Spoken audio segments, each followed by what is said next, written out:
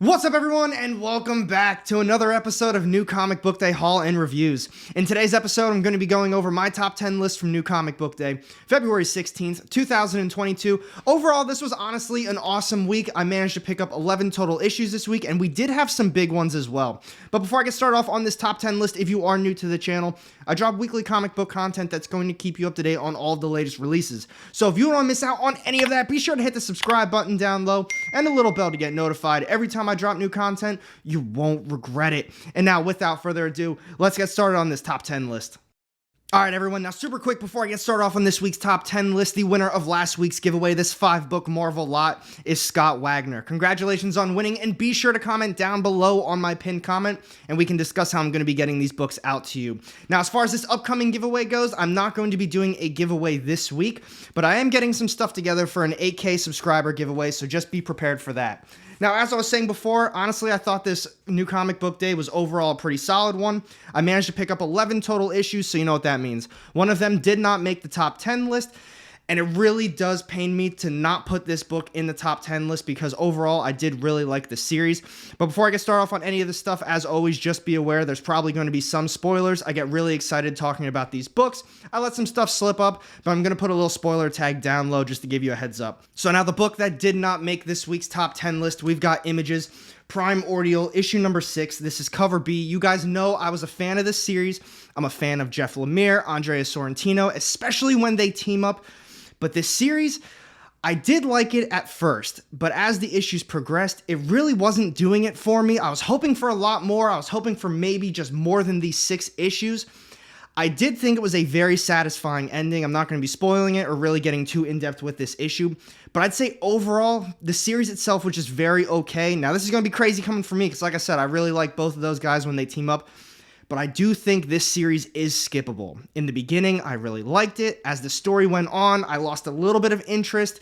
The ending, while I thought it was kind of more on the unsatisfying side, I did like what they did with the dog and then the other character. Like I said, I'm not going to be getting too in-depth with it, but I thought that was very nice. It was a wholesome ending, but it was just kind of unsatisfying leading up to that. Let's talk about it a little bit more down low, but now let's get into the real top 10 list. All right, everyone, now to kick this top 10 list off first, we've got coming in at number 10, we've got Marvel's Hulk, issue number 4. This is cover A, and I'm going to be real with you. This series is absolutely not doing it for me at all. I do think I'm going to take this one off my pull list. I don't care what first appearances pop up. I might give it another issue or two, but as of now, I'm really not enjoying it. I do love the artwork, however. I think it is top-notch, and I think the action scenes in all of these issues have also been above and beyond. It's so cool just to see Bruce Banner, the Starship Hulk, just tearing things up. And they really do go in depth with some of these panels. But as far as the story goes and the plot, if there really even is one, it's just kind of non-existent right now. And every one of these issues just kind of feels exactly the same. We just have some different characters and some different things happening in all of the different fight scenes. This one, honestly, though, was probably my favorite one of the series so far. So that's why I said I might give it another issue or two. Maybe see if some sort of plot develops a little bit more. But as of now, honestly, just really not enjoying it. Let's talk about it more down low. But for those reasons, we've got Hulk issue number 4 coming in at number 10. And next up on my list this week, we've got coming in at number 9. This is Images, A Righteous Thirst for Vengeance, issue number 9. This is cover A for it. Now, this is another series that I just keep hoping for more out of, and it's just not happening. This issue was probably my favorite one of the series so far. But at the same time, it almost felt like everything that was being built up to this issue almost didn't really matter at all. Now, if you're reading this series, that's going to make a lot more sense to you. But like I said, it's just not really doing it for me so far. It has gotten better over the course of the last couple issues, so I'm going to hold out for a little bit longer. But with that being said, if you haven't started this series, I might wait for a trade paperback, read it all at once, because a lot of these issues don't have a lot of dialogue, and you're just kind of looking at the expressions and just the action panels on the pages. So not horrible, but at this moment, I want a little bit more story. I want a little bit more background on some of these characters, how they got themselves into these situations. So for those reasons, we've got A Righteous Thirst for Vengeance, issue number 5, coming in at number 9. Next up on my list this week, we've got coming in at number 8. This is AWA Upshots, The Crimson Cage, issue number 3. This is cover A. This was a great issue, definitely a little bit slower of an issue, still had a lot of action, some other really cool things that happened in it as well. But this issue is pretty much everything that's been built up over the last two. We've got our main character, Chuck Frenzy. We've also got his rival that was part of the whole Bayou sister thing that went down in the first issue. And we've got our main character. He's living the life now. Everything that the Bayou sisters promised him is now happening. However, his rival, the Abominable Grud, he's a little bit more content with just living things out the way that they are. He doesn't really want to mess with fate and all that stuff. And a lot of stuff happens from there. Very good issue. I highly recommend this series. I obviously recommend everything from AWA. It's a phenomenal comic book publisher. Pretty much everything that they come out with is just top notch. Definitely check it out if you haven't already done so. But for those reasons, we've got the Crimson Cage, issue number 3, coming in at number 8. Now we've got coming in at number 7 this week. This is Image's What's the Furthest Place from Here, issue number 4. This is cover A. This is a series I am really happy that I stuck with. I'm still not sold on how the story itself is written every couple pages. Sometimes it's only one page. They just skip forward to another chapter. I kind of wish they didn't do it that way, but for some odd reason, it just seems to be working with this series. This series has progressively gotten better and better over the issues. The first couple, a little bit slower. They were doing some story buildup. That third issue, though, was one of my favorite ones that week. I absolutely loved that issue. It was very creepy. It was weird. Really progressed the story a little bit more. However, this one was so awesome. It gave me the Warriors vibe, the movie from back in the day. I love that movie. And now with this issue, we've got all of the different families coming together for this carnival because it's a big meeting. Like I said, if you saw the movie, it definitely reminded me of that. So much stuff happened in this issue, and I cannot wait for the next one. Definitely check this one out if you haven't already done so. But for those reasons, we've got What's the Furthest Place from Here, issue number 4, coming in at number 7. And now we have coming in at number 6 this week. This is Marvel's The Amazing Spider-Man, issue number 89. This is cover A. This series continues to be top notch. I am absolutely loving it. Each one of these issues has just been so unique and good in its own way. I love what they're doing with the story itself, where we've got the Beyond Corporation as the focus for some issues. We've got Ben Reilly out as Spider-Man doing his thing for some issues, and then we're also circling back to Peter Parker as Spider-Man. So there's kind of like 3 or 4 different plot points happening in this new volume, and I'm about it completely. The artwork has been incredible, and just the story, every time I read an issue, it just leaves me wanting more. Now with this issue, this one was a fun one too. We're still focusing on the Queen Goblin. They give her a little bit of an origin story, and she seems like a pretty badass character. Will she be sticking around? I don't know about that, but as of now, I'm about it. I love it. In this issue, we've got Black Cat, MJ, and now finally the mantle is coming back to Peter Parker as Spider-Man. He's got his suit back and he's ready for some action. That's all I'm going to say about this issue, but it was definitely a fun one and I really suggest it, and I'm definitely looking forward to seeing where they go with this story. But for those reasons, we've got The Amazing Spider-Man, issue number 89, coming in at number 6. And here we go. We're down to our top 5 issues of the week. We've got coming in at number 5 this week. This is Marvel's Venom, issue number 5.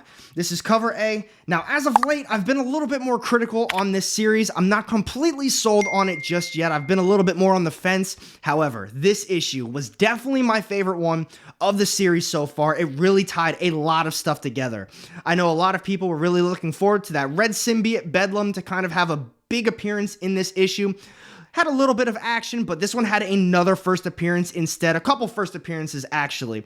Definitely not getting into it. You gotta read it for yourself. However, with this one, a little bit slower. Like I said, a little bit of action, but it was just a big background story and kind of, here's what Meridius has been doing behind the scenes this entire time. Things weren't exactly what we were thinking they were, kind of at the end of that first issue, starting with the second issue, but man, this one went into a lot of explanation, and I really enjoyed it. I hope you guys did too, but for those reasons, we've got Venom, issue number 5, coming in at number 5. All right, everyone, next up on my list this week, we've got coming in at number 4. This is Marvel's Thor, issue number 22. This is cover A, and now this is another series I've been very critical on and very open about me not really enjoying this series at all so far. It's been a very unpopular opinion down low in a lot of the comment sections, whether it's on a different top 10 list or it's on the previews video. There's a lot of people that say, man, you like this, and you really suggest this, but you don't like that. That's the best thing about comic books. There's something for everybody. Everybody can have an opinion on it, and that's why I like talking about this. I'm going to be as real as possible about what I think about this series. Now, this issue. This was a fantastic issue. I loved the artwork. I always love the artwork. Nick Klein kills it all the time on this one. With this issue, we had a ton of action. Pretty much everything that's been built up this entire time with Mjolnir is now happening in this issue. I think the next one's definitely going to be a big one. But not just the action in this one, I really like the storytelling as well. We got to see Thor and Odin. They had a nice little scene. but Mjolnir really explained a lot of stuff that was happening over time. Everything that Mjolnir was doing behind the scenes that led to this moment is what was going on in this issue, and for that, I really enjoyed it. And like I said before, I know it's an unpopular opinion. A lot of people truly do love this series, but as of late, it just really hasn't been for me. This was a fantastic issue in my opinion, though. But for those reasons, we've got Thor, issue number 22, coming in at number 4. And now we're down to the final 3 issues of the week. We've got coming in at number 3 this week. This is AWA's Knighted, issue number 4. This is cover A. This continues to be a series that I highly recommend. This series has just been awesome so far. Each individual issue progresses not just the story, but our main character, Bob, as well. We really see some character development over the course of this series, and it's only a 5-issue mini run, but they're jam-packing so much info into this stuff, so much plot progression, so much story. It truly has been a gem from AWA, so congrats to AWA and the entire team working on this one. It really is a great read. In the beginning of the series, we got to see Bob. That's our main character. We see who he is as a person, how he gets treated by other people, and his job. And you just see he's, I don't know, it's kind of relatable. He hates kind of a lot of things that are going on in his life. And then he takes over the mantle as the knighted superhero. But you still just have Bob as a character. And now just because he's a superhero, he still has that Bob personality. But this issue, I feel like we really see a change in him, and it just turns into not him anymore, but hey, you know, I need to save these people. I need to be the knighted superhero that everybody thinks I am, and I need to protect everybody. I loved it. Definitely check this series out. I cannot wait to see how they wrap this one up. But for those reasons, we've got Knighted, issue number 4, coming in at number 3. Down to the final 2. We've got coming in at number 2 this week. This is Marvel's brand new series. We've got Iron Fist, issue number 1. This is cover A. This is an issue I was really looking forward to this week. I thought it was fantastic. I'm honestly not really going to be getting too in-depth with this issue really at all, because I think if I talk about pretty much anything, it's just going to be major spoilers. Now, you see obviously on the front that someone new is taking over as Iron Fist. He's taking up the mantle on it. Don't be fooled by the speculator prices. This is not a real first appearance of a brand new character. It's just a first appearance of somebody taking up the new Iron Fist mantle. So with that being said, this issue was jam-packed with a ton of action. Danny Rand made an appearance too, and he fought the new Iron Fist for a little bit. But we got a lot of background story, pretty much an origin story of how this character took up the Iron Fist mantle, and some other really cool stuff happened as well. I really am looking forward to this one. If you were on the fence with this, I highly recommend checking this one out. It was a very fun read. But with that being said, we've got Iron Fist issue number 1 coming in at number 2. And this is it, everyone. My top read of the week we've got coming in at number 1 this week. This is Image's The Silver Coin, issue number 9. This is cover A. What would an AR top 10 list be without the silver coin on it, taking the number 1 spot? I love this series. I highly recommend it. Each one of these issues leaves me with, man, this was so good. I cannot wait for the next one. However, before I get into this issue, I will say, this is one of the first silver coin issues that didn't really feel like a horror silver coin issue.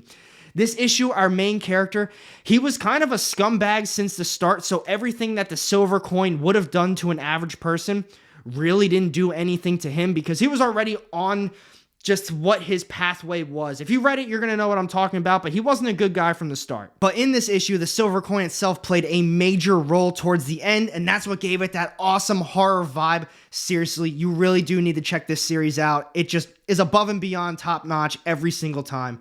But for those reasons, we got the silver coin issue number 9 taking the crown at number 1. All right, everyone, so what do you think about this week's New Comic Book Day? I'd say overall it was a very solid week. My top 3 to top 5 list, I really enjoyed those books. So many of them just went above and beyond with the story. The other ones, it's not that I didn't like them, I just wanted more out of the story. But be sure to let me know down low in the comments section what your top read of the week was and which ones you think I missed out on. And thank you for watching this video. If you did enjoy it, be sure to hit that thumbs up button. It really does help. And can we get this video to 300 likes?